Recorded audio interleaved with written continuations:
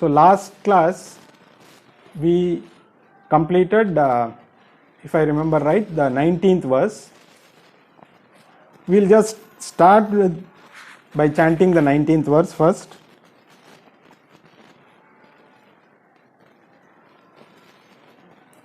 Ya enam veti hantaram yaschainam manyate hatam ubhau tau na vijanito nayam hanti na hanyate. So we had discussed about this verse in the last class. This verse says that Atma is neither the doer nor the enjoyer, akarta and abhokta. So the one who thinks that Atma is the killer or Atma is being killed doesn't know the Atma. So basically Krishna is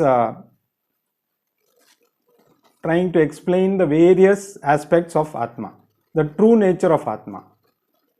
So one of this is it can neither do any, it is akarta, Atma doesn't do any action, and abhokta, it neither enjoys any action, or it is neither the victim of any action. So this is what the 19th verse said. So there is, when you say somebody is killing somebody, so there has to be one who is killing and one who is being killed. So when you say, especially in related to the war, so that's what Arjuna was worried. He was not willing to kill his gurus, his uncles and cousins. So if you think you are the body, then what he thought was right, because the body was definitely being killed. But the one who knows that he is not the body, he is the Atma, knows that he is not in reality killing anybody, neither is anybody getting killed.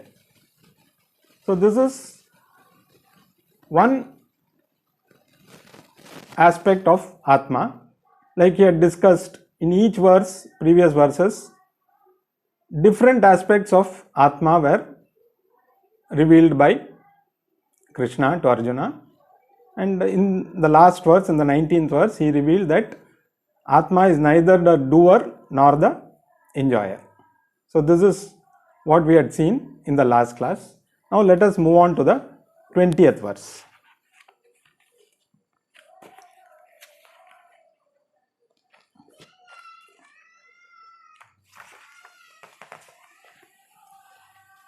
न जायते म्रियते वा कदाचिन् नायं भूत्वा भविता one भूयः अजो नित्यः शाश्वतोऽयं पुराणः न हन्यते हन्यमाने शरीरे. So this is a very famous verse. You might have seen this verse being quoted in an obituary column. A lot of people, when somebody dies, you might have seen this particular verse being quoted in that obituary column. So this is a very deep verse, very popular verse from the Bhagavad Gita. You will see it's a slightly longer verse than the other verses. So basically Bhagavad Gita is in 2 meters. See, in Sanskrit, all the poetic, the shlokas, everything, the mantras are in certain meters. So there are 7 such meters in which verses are composed in Sanskrit. Basically, in Bhagavad Gita, there are 2 meters used. The general verses, what we have seen up earlier, they were all in a meter called Anushtubh. This particular verse is in a meter called Trishtub. So probably to highlight the importance of this verse, it's in a different meter. So you may find certain verses are slightly longer than the other verses, just to highlight their importance, so that our focus is more on what these verses are trying to say. So basically, just for information, they say there are 7 meters used in Sanskrit. Tishtub, what we saw, this particular verse. Generally, Bhagavad Gita is another meter called Anushtub. Another meter which we are all familiar with is the Gayatri meter. So the Gayatri mantra, which is very popular, is in this meter. So the actual name of the popular Gayatri mantra is Savitri mantra. But since it is the most popular mantra in that meter, so everybody refers to that as Gayatri mantra. But we have Gayatri for so many, every deity has got a Gayatri. You have got Surya Gayatri, you have got Ganesh Gayatri, Lakshmi Gayatri. Every deity has got a mantra in that meter. But generally, we are familiar with the Gayatri mantra, which we all chant normally, which is actually the Savitri mantra. Then the other meters are, just for information, Ushnik, Jagati, Brihati and Pankti. So these are the 7 meters, or in Sanskrit they are called as Chandas. So 7 meters which are used for, because they give a particular effect, the poetic effect. So each one denotes a particular effect. So this is just for information. Now let us move on to the verse by itself. So this particular verse is in Trishtub meter. So the verse says, the self is never born, nor does it die. It is not that it is existing now and it ceases to exist at a particular date in future.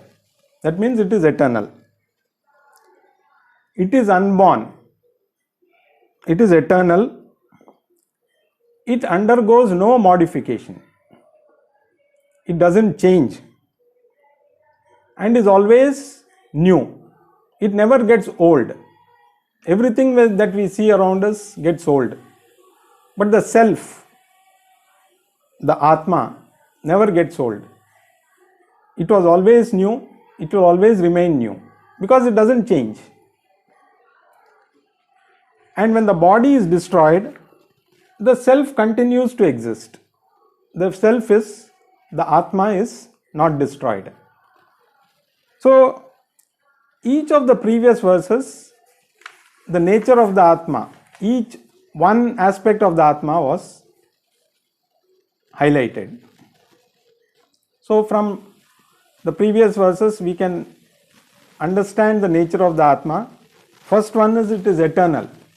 It's always been there. It will continue to be there forever. There is no point at which it came into existence, because if it comes into existence at a certain point, that means it cannot be eternal. Where was it before? So it has never been non-existent. So it is eternal. It is independent of everything, because Atma doesn't depend on anything to exist. Everything depends on Atma to exist, but Atma doesn't depend on anything to exist. So it is independent of everything. It exists by itself. Whether other things exist or not, Atma continues to exist. The next aspect of the Atma, it's all pervading. Everywhere, every nook and corner is Atma. So when we say, you look at the hand, where is the light? The light is falling on the hand, but the light is also in between the hand, the light is also behind the hand. Because we cannot see it, we cannot say it's not there. Similarly, in every aspect, Atma exists. Whether we see it or not, first of all, Atma cannot be seen. So that is the thing we have to understand. But everything, it is all pervading. Like space pervades everything. You may divide it into houses, rooms, everything, but the same space exists in everything. So Atma is all pervasive. It is never an object of experience, because it is the experiencer. So you cannot experience, we will never know Atma by experiencing it. Somebody says, I experienced the Atma, I was in a deep state of meditation and I experienced the Atma. You cannot do that, because the self itself is the experiencer. The experiencer cannot experience himself or herself. Or Atma, if you say, there is no gender also, the Atma cannot be experienced. It is only the experiencer. In the last verse, we got to know that it is neither the doer nor the enjoyer. It cannot be killed, nor somebody, there is neither a killer nor somebody being killed. So it is neither the doer nor the one who's experiencing the. So Atma is Akarta and Abhokta, not the doer, not the enjoyer. Now, in this verse, it is another aspect which is highlighted is modification. The Atma doesn't undergo any modification. The body, as we know, undergoes continuous modification. So if you remember what we studied in the earlier text, Tattva Bodha, it goes through. So the body first comes in seed form. From seed form, it takes birth. Then it grows. Then it decays. It starts modifying. Then it decays and finally it dies. So the body keeps on undergoing modification, but the Atma doesn't undergo any modification. Irrespective of what happens to the body, the Atma continues to exist without undergoing any modification. The modification of the body doesn't have any effect on the Atma. So this is one important, another aspect of the Atma which is being. The body goes, the shape of the body also can change. Somebody can become thin, somebody can become fat. But for the Atma, there is no change at all. If somebody becomes fat, the person remains the same. The Atma remains the same. Somebody becomes thin, the body decays, the body gets disease, the body bloats, the body shrinks. All these things happen to the body, but it has no effect on the Atma. It continues to be as it is. So again and again, Lord Krishna is emphasizing on the nature of the Atma, just to reassure us that we are not going to die, because the main insecurity for all of us is death. So what will happen?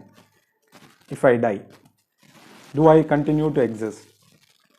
So he just wants to reassure, whatever happens, the Atma, the you in this body, the you who resides in this body will continue to exist forever.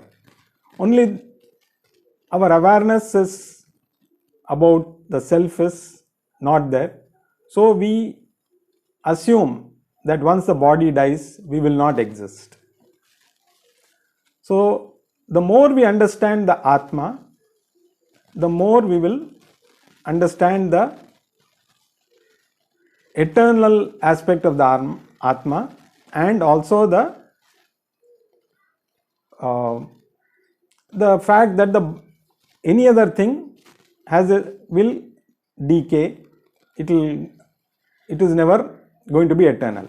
The body, we can never continue to be in this body forever, but that doesn't mean we don't exist. So this is what this verse was conveying. So we have understood now the various aspects of Atma. Eternal, it is Satyam. Everything else is Mithya. So Satyam means that which doesn't depend on anything else for existence. All the other things are Mithya, which means they are seemingly existing, but in reality they depend on the Atma for existence. It is all pervasive, like space. It is there in every aspect is only Atma. It is never not an object of experience, because it is the experiencer itself. It is neither the doer nor the enjoyer. And now it is free from any kind of modifications. Whatever happens to the external factors, it doesn't have any effect on the Atma. The Atma continues to exist as it is. So these 7 aspects of the Atma should be understood clearly, so that the more we understand the Atma, we should claim that we are the Atma. So that is what ultimately the whole purpose of studying Bhagavad Gita is, because unless we know the nature of the Atma, we cannot claim. But just by knowing, okay, this is the Atma, but am I the Atma? That doubt is always going to be there. How can you say that I am the Atma? Atma is there, that is something else that continues to exist, but because we are so identified with the body, our identification with the body is so strong that we cannot visualize that we will exist beyond the body. So that is what we need to first understand. So that is what Krishna is trying to first tell you, what your real nature is, then how to claim it. So that is what in the entire Bhagavad Gita he is going to teach Arjuna. Now let us go on to the next verse, 21.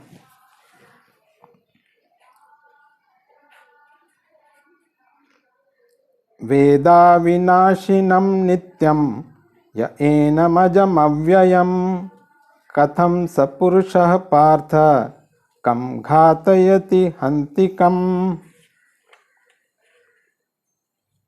So here Krishna says, Partha or Arjuna,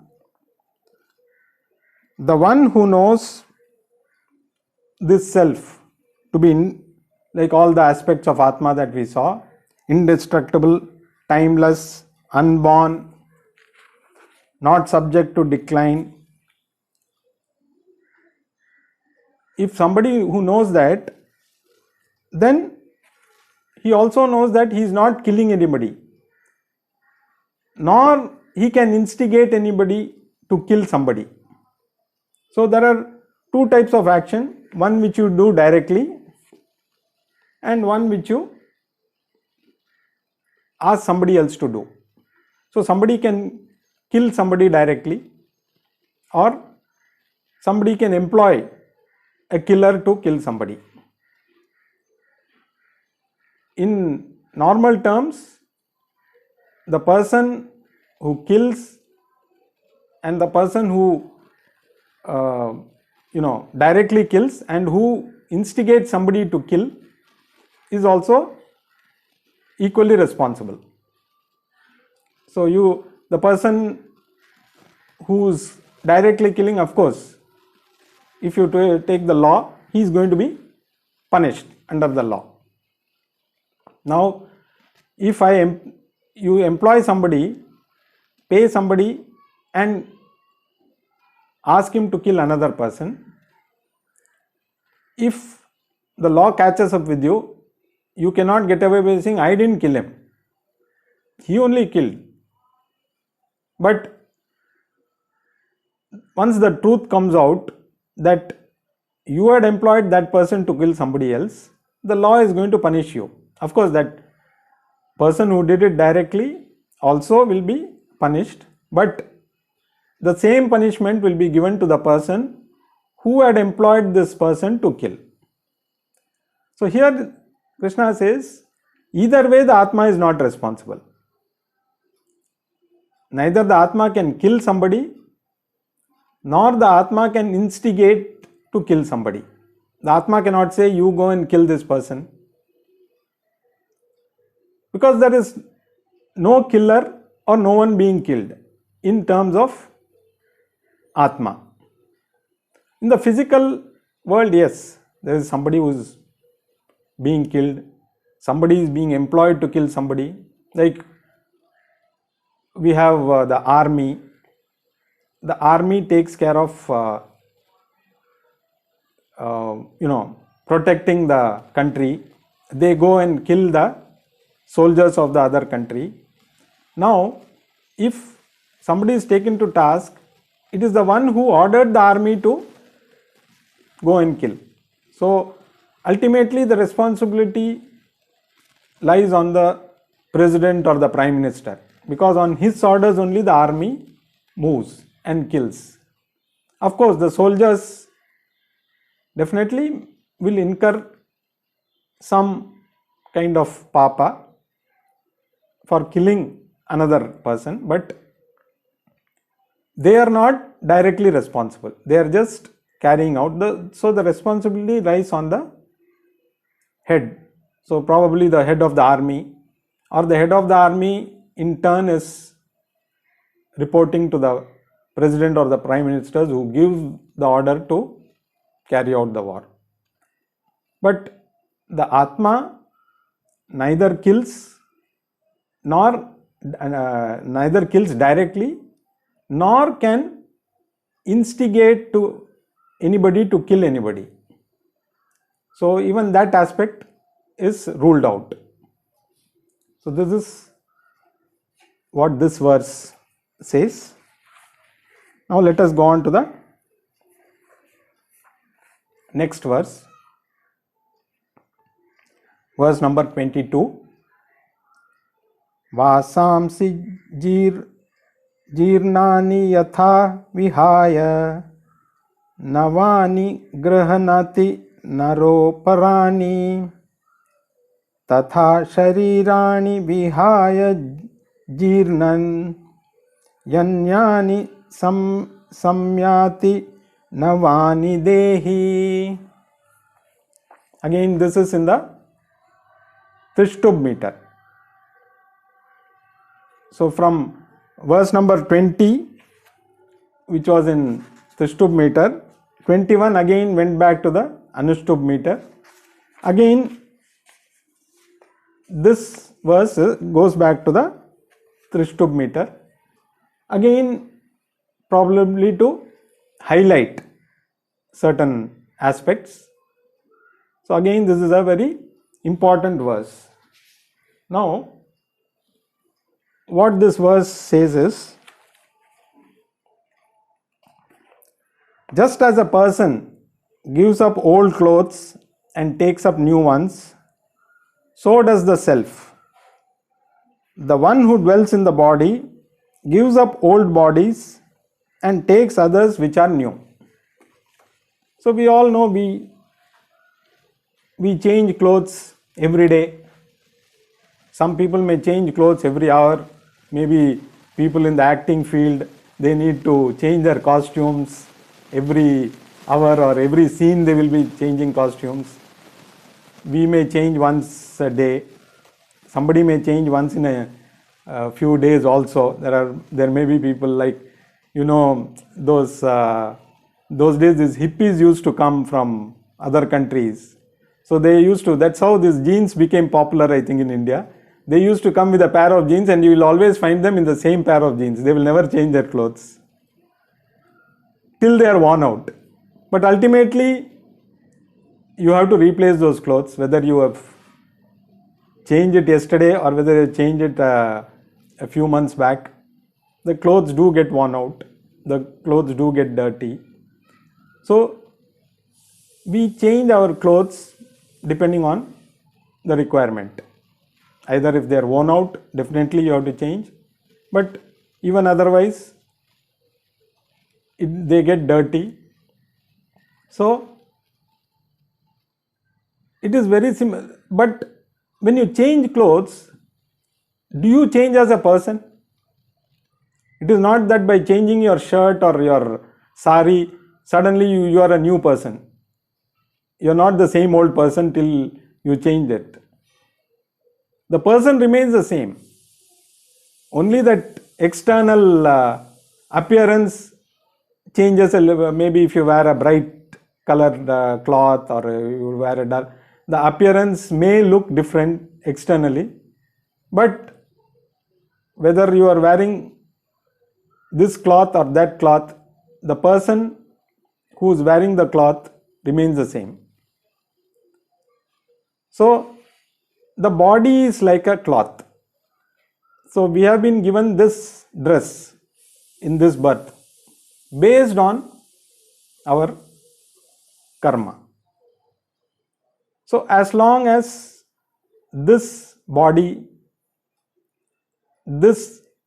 when the time comes, we have to give up this cloth, because you cannot wear a cloth forever. Very similar, you cannot have the same body forever. So when we say Chiranjeevis, they say there are some 7 or 8 Chiranjeevis who continue to exist in the same body. That is just because they have some special powers. They have been given some boons to exist in the same body. But again, it may be for a yuga. Maybe in next yuga they will not be Chiranjeevis anymore. But otherwise, the Chiranjeevi is only the Atma. Nobody can be a Chiranjeevi in the same form that we are now.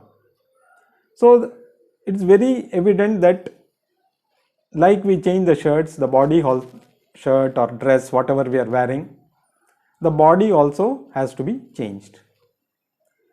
So when you are changing the body, what happens? Like in a drama, the character comes on stage, he comes with a particular dress. Then he goes, when the next scene comes, he may have to appear in a different dress.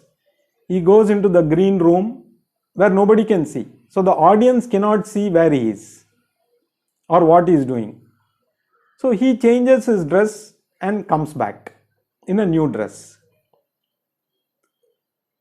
Similarly, when we give up this body or this body falls, it is time to take a new dress or new body. Now, like the person in the drama going to the green room, we also disappear, seemingly disappear. We are not evident, we cannot see. But God has got a green room where different bodies are available. You are given a body or you are given a dress which is suitable to your karma. So you may get a monkey's body, or you may get a frog's body,